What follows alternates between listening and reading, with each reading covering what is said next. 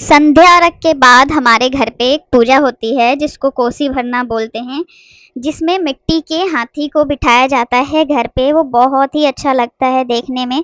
उससे पहले छत पे ना कुछ ड्राइंग बनानी होती है, लाइक एक होता है विधि के लिए, जो यहाँ पे कुछ विध होते हैं, कुछ रिचुअल्स होते हैं, तो उनको फॉलो करते हुए ये चावल के आटे से बना हुआ था। और ये इसको बिहारी भाषा में, जो लोग बिहार से हैं वो समझते हैं, पिठार बोलते हैं।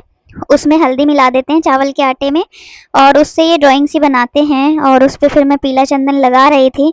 और मैं साड़ी कम पहनती हूँ, जिसकी वजह से मुझे बहुत ज़्यादा दिक्कत होती है जब भी मैं साड़ी पहनती हूँ तो। और फिर इस तरह से गन्ने के बीच में इस हाथी को रखा जाता है। और ये मेरे फादर इन लॉ है जो अभी छत पे इस लाल से कपड़े में 5 से 10 5 ही ठेकुआ डाल के और फिर इसको बांध देते हैं इस तरह से गन्ने में। और फिर यहाँ पे सारे जो अर्घ दे के सूप लेके हम आए होते हैं ना, वो सब ऊपर रखते हैं। सबको बाहर निकाल के हाथी में दीपक जलाते हैं। और उसके बाद हाथी के ऊपर एक मटका रखते हैं, उसमें भी ठेकुआ रखते हैं। और फिर सारे सूप के सामने भी जला के रखते हैं दीपक और धूप बत्ती भी।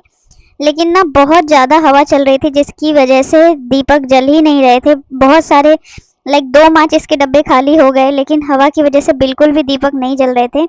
और जैसे तैसे मैंने जलाए। और इसके बाद फिर भी ये मतलब एक तरफ से जल रहे थे, दूसरी तरफ से सारे के सारे बुझ जा रहे थे। लेकिन मैं लगातार आधे घंटे तक कोशिश करती रही। और उसके बाद यहाँ पे छत पे बैठते हैं, फिर पूजा होती है।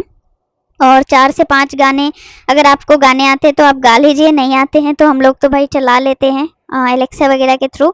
और फिर 5 से 6 गाने होने के बाद फिर हम नीचे ले आते हैं सारी चीज़ें। ये देखिए हाथी जो था वो हमारा मतलब सारे के सारे बुत गए थे। हाथी हमारा बिल्कुल अंधेरे में बैठा हुआ था। और उसके बाद ये देखिए, ये रात के टाइम में ना बहुत अच्छा लगता है। फिर हमारी पूजा हो रही थी और मैंने एक बार फिर से जलाई इसको, लेकिन ये बिल्कुल आज जलने का नाम नहीं ले रही थी। फिर मैंने अब इसको हार के वैसे ही छोड़ दिया।